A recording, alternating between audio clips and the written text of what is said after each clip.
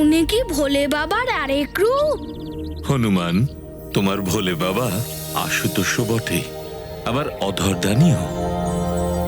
আশুতোষের অর্থ হল অতি শীঘ্র যিনি সন্তুষ্ট হয়ে থাকেন।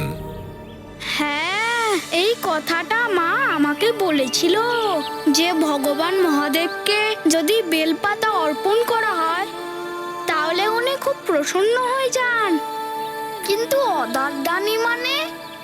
এই নামের অর্থ হল দুই হস্তে যিনি সবকিছু প্রদান করেন।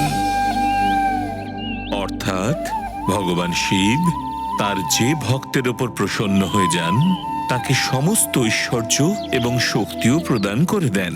কিন্তু ঋষিবর, দেবর্ষি নারদ মার্কণ্ড ঋষিকে যে মন্ত্র দিয়েছিলেন, এই মহামৃত্যুঞ্জয় মন্ত্রের মধ্যে কি আছে? হনুমান, মৃত্যুঞ্জয়ের অর্থ এটাই যে মৃত্যুর ওপর বিজয় প্রাপ্ত করান যিনি। এই মন্ত্রের স্মরণ করা মাত্র অকাল মৃত্যু ভয় দূর হয়ে যায়। সেই কারণেই একে মৃত্যুঞ্জয় মন্ত্র বলা হয়। ওম ত্র্যম্বকম যজামহে সুগন্ধিম পুষ্টিবর্ধনম উর্বারুকমিব বন্ধনম মৃত্যুর্মোক্ষীমামৃতৎ।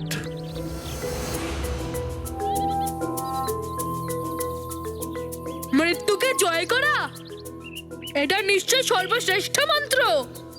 ঋষিবর, আপনি এই মন্ত্রের বিষয় বিস্তারিত ভাবে বলুন আর হনুমানের এই মনের আশা শান্ত করুন। অবশ্যই। মন্ত্রতে ৩৫টি অক্ষর আছে। ৩৫টা অক্ষর? হ্যাঁ, বালকগণ, অক্ষরকে ব্রহ্ম বলে মানা হয়। হ্যাঁ ঋষিবর, আমার মনে আছে। মা আমাকে বলেছিল এই অক্ষর বর্ণর ব্যাপারে যখন সর্বপ্রথমে আমার মা ওম লেখা শিখিয়েছিল। ওমই হলো ব্রহ্মনাদ, এর দ্বারাই সমগ্র সংসার রচিত হয়েছে। বালকগণ, এই মন্ত্রের ৩৩টি অক্ষর ৩৩টি ব্রহ্ম অর্থাৎ ৩৩টি দেবতার প্রতীক। मारुति उत्सुक शिव संज्ञान, चाहे आशुतोष का ज्ञान। शीघ्र तुष्ट जो आशुतोष वो, अवधर दानी शिव निर्दोष वो। मुनि मतंग समझाते उनको, ज्ञान समुद्र कहे जग जिनको। महामृत्युंजय महिमा न्यारी, हनुमत मन सब संशय हारे। गाथा महाबली हनुमत की, रुचिकर लीला राम भगत की। जय जय जय रघुनंदन राम, जय जय जय महाबली हनुमान। কিন্তু ঋষিবর, এই মন্ত্রের মৃত্যুর ক্ষেত্রে কিভাবে সম্ভব হয়? হনুমান, এই মন্ত্র উচ্চারণের সঙ্গে সঙ্গেই ওই সকল ৩৩ ব্রহ্ম অদৃশ্য রূপে রক্ষা করার জন্য তৎপর হয়ে ওঠেন। এই সমস্ত তোমরা যখন পরবর্তী কাহিনী শুনবে সব জানতে পারবে। বালকগণ, এখন পরবর্তী কাহিনী মন দিয়ে শোনো। দেবর্ষি নারদ অন্তর্ধান হতেই মার্কণ্ডেও গিয়ে পৌঁছলেন কেদার ক্ষেত্রে। সেখানে উনি নিজের হাতে শিবলিঙ্গ নির্মাণ করে তারপর ভগবান শিবের আরাধনা আরম্ভ করে দিলেন। ওম ত্রয়ম্বকম যজামহে সুগন্ধিম পুষ্টিবর্ধনম উর্বারুকমিব বন্ধনান মৃত্যুর্মুক্ষীয়মামৃতাৎ। কিন্তু ঋষিবর, মার্কণ্ডেয় ঋষির তো জীবনের শেষ দিন ছিল। তারপর উনি আর কতদিন তপস্যা করলেন? হনুমান, আরাধনার জন্য কোনো নির্দিষ্ট সময়সীমা হয় না। আরাধনাতে ভক্তি, শ্রদ্ধা এবং সমর্পণের গভীরতা কতটা আছে তার উপরই মন্ত্রের সফলতা নির্ভর করে। মার্কণ্ডেয় অবিলম্বেই মন্ত্রের জপ শুরু করে দিলেন। ওম ত্রয়ম্বকম যজামহে সুগন্ধিম পুষ্টিবর্ধনম উর্বারুকমিব বন্ধনাৎ মৃত্যুর্মুক্ষ্যমামৃতাৎ। ওম ত্র্যম্বকম যজামহে সুগন্ধিম পুষ্টিবর্ধনম উর্বারুকমিব বন্ধনাৎ মৃত্যুর্মুক্ষ্যমামৃতাৎ। তাহলে সত্যি মার্কণ্ড ঋষির কাছে বাঘে কি আসছিল? হ্যাঁ হনুমান, উনি যে মুহূর্তে জপ শুরু করলেন ঠিক সেই মুহূর্তেই কাল বাঘের রূপ ধারণ করে মার্কণ্ডেয়ের দিকে ধাবিত হলো। ওম ত্র্যম্বকম যজামহে সুগন্ধিম পুষ্টিবর্ধনম উর্বারুকমিব বন্ধনাৎ মৃত্যুর্মুক্ষ্যমামৃতাৎ। ওম ত্র্যম্বকম যজামহে সুগন্ধিম পুষ্টিবর্ধনম উর্বারুকমিব বন্ধনাৎ মৃত্যুর্মুক্ষ্যমামৃতাৎ। ওম ত্র্যম্বকম যজামহে সুগন্ধিম পুষ্টিবর্ধনম উর্বারুকমিব বন্ধনাৎ মৃত্যুর্মুক্ষ্যমামৃতাৎ। ওম ত্র্যম্বকম যজামহে সুগন্ধিম পুষ্টিবর্ধনম উর্বারুকমিব বন্ধনাৎ মৃত্যুর্মুক্ষ্যমামৃতাৎ। ওম ত্র্যম্বকম যজামহে সুগন্ধিম পুষ্টিবর্ধনম উর্বারুকমিব বন্ধনাৎ মৃত্যুর্মুক্ষ্যমামৃতাৎ। ওম ত্র্যম্বকম যজামহে সুগন্ধিম পুষ্টিবর্ধনম উর্বারুকমিব বন্ধনাৎ মৃত্যুর্মুক্ষ্যমামৃতাৎ। ওম ত্র্যম্বকম যজামহে সুগন্ধিম পুষ্টিবর্ধনম উর্বারুকমিব বন্ধনাৎ মৃত্যুর্মুক্ষ্যমামৃতাৎ। দেবী মায়ের বাহন হলো সিংহ, উনি রক্ষা করেছিলেন মার্কণ্ড ঋষিকে। যখন ভক্ত পূর্ণ শ্রদ্ধা এবং ভক্তি নিয়ে তপস্যায় লীন হয় তখন প্রকৃতিও তাকে রক্ষা করবার জন্যই তৎপর হয়ে ওঠেন। প্রকৃতি মাকেও তো দেবী মায়েরই অন্য এক রূপ বলা হয়। কাল ব্যাঘ্র যাবার পরে কি মার্কণ্ডেয় ঋষির মৃত্যু কি দীর্ঘায়ু হয়েছিল? শোনো হনুমান, কালের বিধান অটল এবং কঠোর হয়, যেটা সহজে পরিবর্তিত হয় না। নিয়ম ভাঙার দণ্ড হনুমানকে পেতেই হবে। আমি হনুমানকে দণ্ড দেবই দেব। যেখানে অনিয়ম সেখানেই জম। যদি কালদেব নিজের নিয়মে অটল থাকেন তাহলে মার্কণ্ড ঋষির নতুন জীবনদান কি করে পেত? খুব ভয়ঙ্কর পরিস্থিতির সৃষ্টি হয়ে গেছিল না? হ্যাঁ হনুমান, বিধানই কালের পরিচিতি।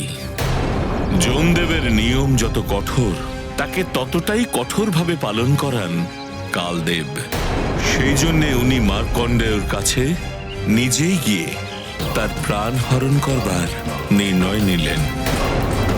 কালদেব নিরন্তর প্রয়াস করছিলেন, আর ওদিকে মার্কণ্ডেয় এসবের তো কিছুই জানতেন না। তিনি মন্ত্র জপে এতটাই বিলীন হয়ে গিয়েছিলেন যে ওনার কিছু অনুভব করবার ক্ষমতাই ছিল না। ধীরে ধীরে গাছের পাতা ঝরে সেই শুকনো পাতা ওকে ঢেকে ফেলল।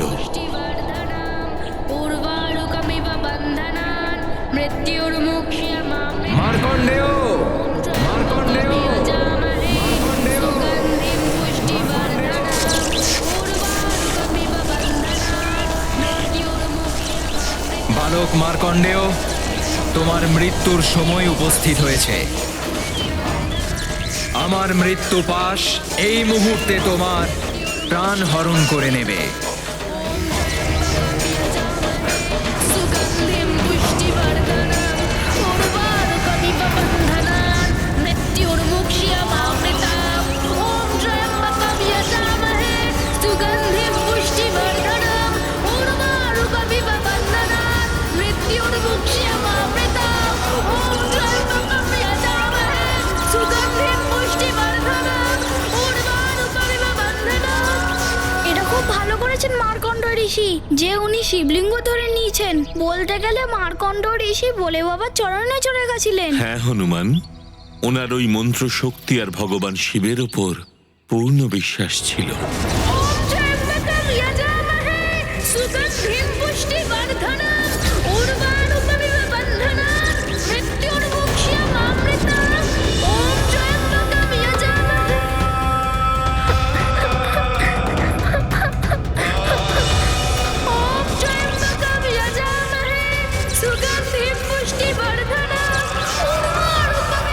এসবের কোনো অর্থই নেই কালের সামনে। কালের নিয়মই সর্বোপরি। যেখানে অনিয়ম সেখানেই জম।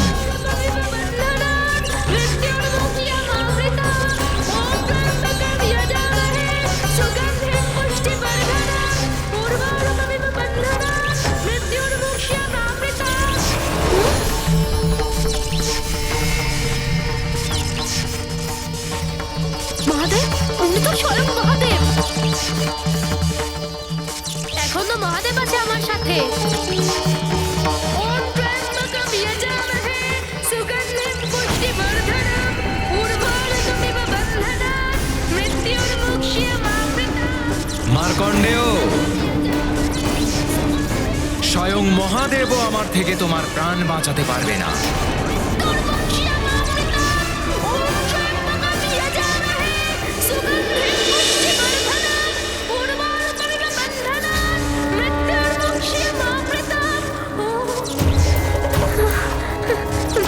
মহাদেব,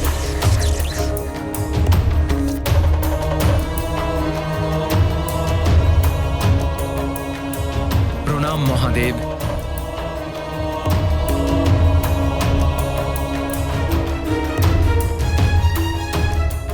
মহাদেব, আপনি আমার করুণ ডাক শুনতে পেয়েছেন? কোটি কোটি প্রণাম শিবশঙ্কর।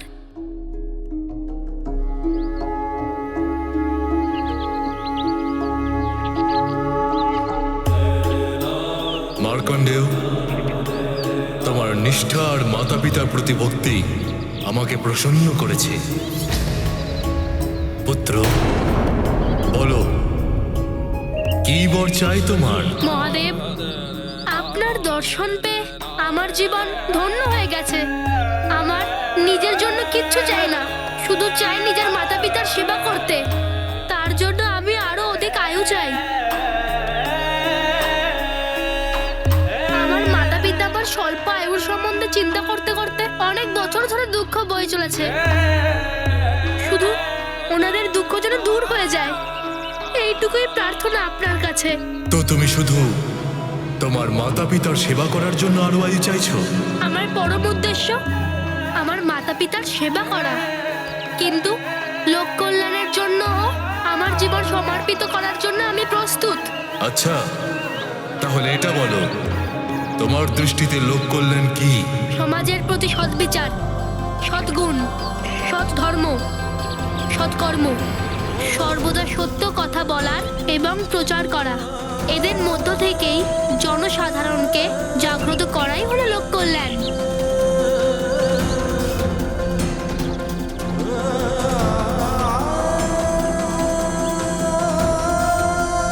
মার্কণ্ডেয়, তোমার তেজস্বিতা তোমাকে যুগ দৃষ্টান্ত মন্ত্রের অধিকারী করে তুলবে। আমি তোমাকে দীর্ঘায়ু হওয়ার বর প্রদান করছি।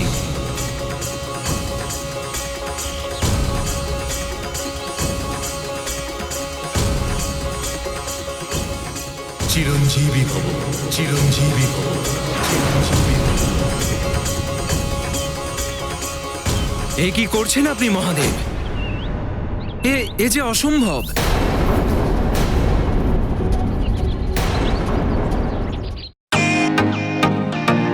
ওয়েলকাম টু বিটেন world. How may assist you? নতুন ফ্ল্যাটের জন্য একটা স্ট্যান্ড ফ্যান আর কুলার নেব। এই পচা গরম থেকে একটু স্বস্তি চাই। বাজার চলতে সব ব্র্যান্ড তো আর ভরসাযোগ্য নয়। তার জন্য তো আমাদের ফ্যান আছে, all purpose bullet table fan, ceiling fan. আমাদের সিলিং ফ্যান কিন্তু 30 মাসের ওয়ারেন্টি সহ পাওয়া যায়। আছে ফারাটা 2 বছরের ওয়ারেন্টি, 17 থেকে 20 মিটার এয়ার ফ্লো, মধ্যবিত্তের সাধ্যের মধ্যে একমাত্র ভরসাযোগ্য ব্র্যান্ড বিটেন। আমাদের কুলারের কিন্তু অনেক range, 45 litres, 50 litres, 70 litres, 90 litres, 110 litres. Honeycomb সহযোগে বিটেনের সব কুলারের ওয়ারেন্টি 1 বছর। চেনা হাওয়ায় অচেনা অনুভূতির জন্য একমাত্র আদর্শ বিটেন। গরমে স্বস্তি পেতে বিটেনের ফ্যান হোক বা কুলার আজই আনুন বাড়িতে। Beaten, digitally yours.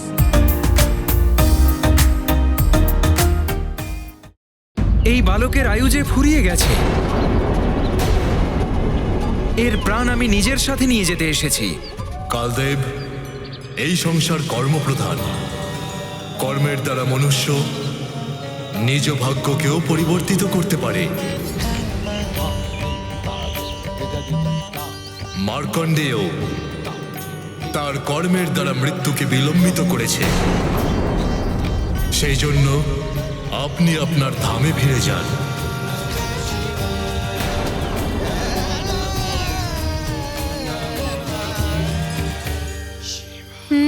তেজস্বিতারই জয় হলো। শেষে মার্কণ্ডেয় ঋষি বরদান পেয়েই গেলেন। তারপর তো ভগবান মহাদেবের কথায় কালদেব নিজের ধামে চলে গেছিলেন, তাই না? না হনুমান, কালদেব কিন্তু ফিরলেন না।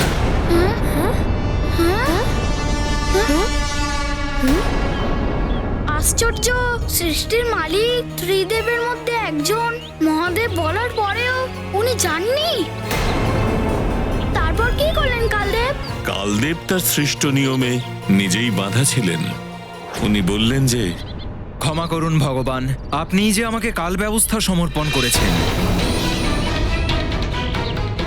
আয়ু ফুরিয়ে যাবার পর আত্মাকে নিয়ে গিয়ে ওকে কর্মফল প্রদান করাই আমার কাজ। এই বালকের আয়ু যে ফুরিয়ে গেছে, এখন ওর আত্মা আমাকে নিয়ে যেতেই হবে। আমাকে আমার ধর্মে অবিচল রাখুন প্রভু। কালদেব, কর্ম সব ধর্মের ওপরে। জগৎ কল্যাণের জন্য সৎকর্মকে প্রাধান্য দেওয়া শুধু আমারই নয়, আপনারও কর্তব্য। সুতরাং আপনি আপনার জেদ ত্যাগ করে মার্কণ্ডেয়কে আশীর্বাদ করুন আর যমলোকে ফিরে যান।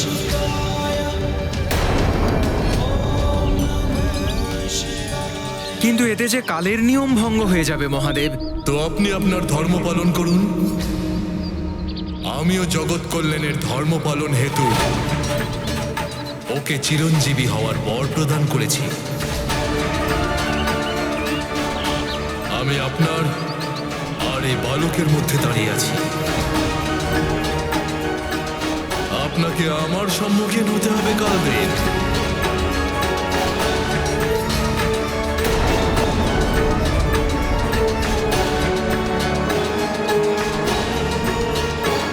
যেমন আপনার আজ্ঞা প্রভু। আমি যে নিয়মের বন্ধনেই আবদ্ধ।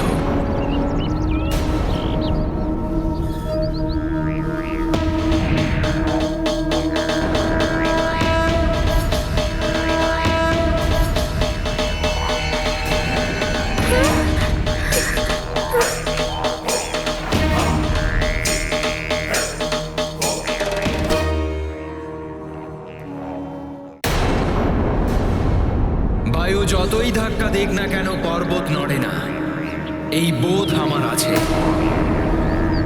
কিন্তু আমি যে আমার ধর্ম ত্যাগ করতে পারি না, তাতে যদি আমার বিনাশও হয়ে যায়, আমাকে ক্ষমা করুন মহাদেব। এ কর্মে যে আমি বাধ্য।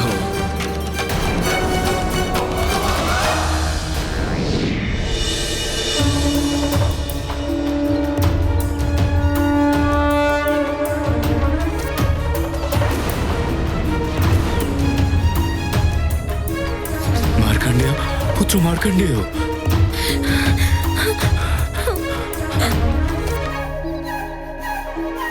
প্রণাম মহাদেব।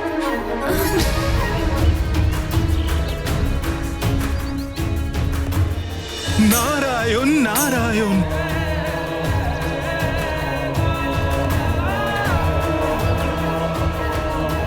আমাকেও এই বালকের ভক্তি আর তেজস্বিতা বাধ্য করেছে কালদেব।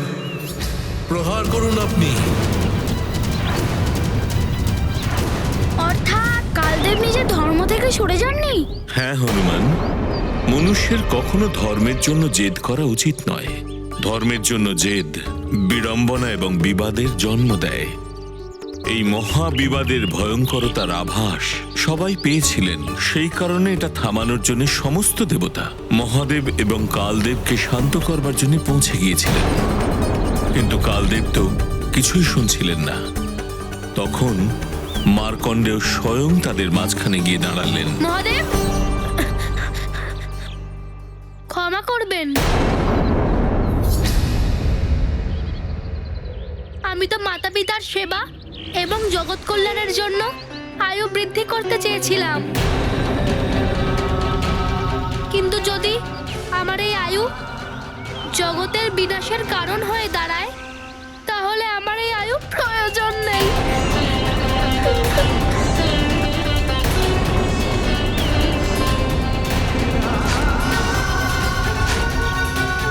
একদিকে মহাদেব আর অন্যদিকে কালদেব, এই দুজনের মহাশক্তির মধ্যে মার্কণ্ড ঋষি এসে কোনো ভুল করেন